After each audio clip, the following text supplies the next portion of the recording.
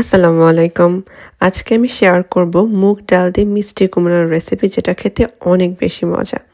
শুরুতে আমি কিছু মুগ ডালকে এখানে হালকাভাবে ভেজে নিয়েছি। তারপর একদম ফুটন্ত গরম পানিতে মুগ ডালগুলোকে আমি ভালো করে মিক্স করে ঢাকনাতে ঢেকে রেখে দিব। আমি কিন্তু কখনো মুগ ডাল রান্না করার সময় আলাদাভাবে সেদ্ধ করে নিই না। জাস্ট এই প্রসেসটা করলেই আমার কাছে মনে হয় যে মুগ ডালটা সেদ্ধ হতে অনেক বেশি হেল্পফুল হয়। যাই হোক, তারপর গরম তেলে আমি অ্যাড করে দিয়েছি গোটা মশলা। এখানে আমি দারচিনি, এলাচি, গোলমরিচ আর একটু মেথি ইউজ করেছি। তারপর পেঁয়াজ দিয়ে ভালোভাবে এটাকে একটু গোল্ডেন ব্রাউন করে ভেজে নিয়েছি। তারপর এর ভেতরে অ্যাড করে দিয়েছি আদা রসুন বাটা আর একটু পানি অ্যাড করে কিছুক্ষণ কষিয়ে নিয়েছি।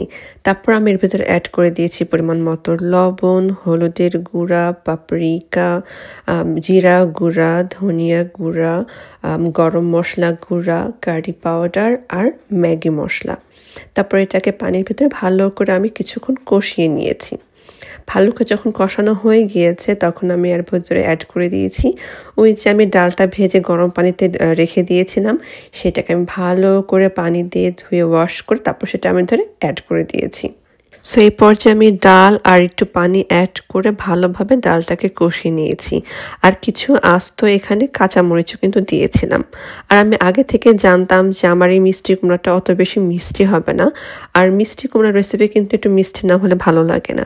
সেজন্য আমি এখানে একটু ব্রাউন সুগার অ্যাড করেছি, বাট এটা অপশনাল। তারপর এই পর্যায়ে আমি অ্যাড করে দিয়েছি মিষ্টি কুমড়া অ্যাড করে আমি ঢাকনাতে ঢেকে রেখেছিলাম কিছুক্ষণ ভালো করে কষানোর জন্য।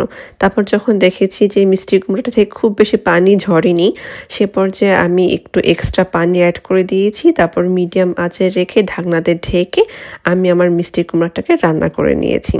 যখন আমি বুঝতে পেরেছি যে আমার মিষ্টি কুমড়াটা সেদ্ধ হয়ে গিয়েছে, ডালগুলোও সেদ্ধ হয়েছে, সে পর্যায়ে আমি অ্যাড করে দিয়েছি ধনিয়া পাতা আর ঘি।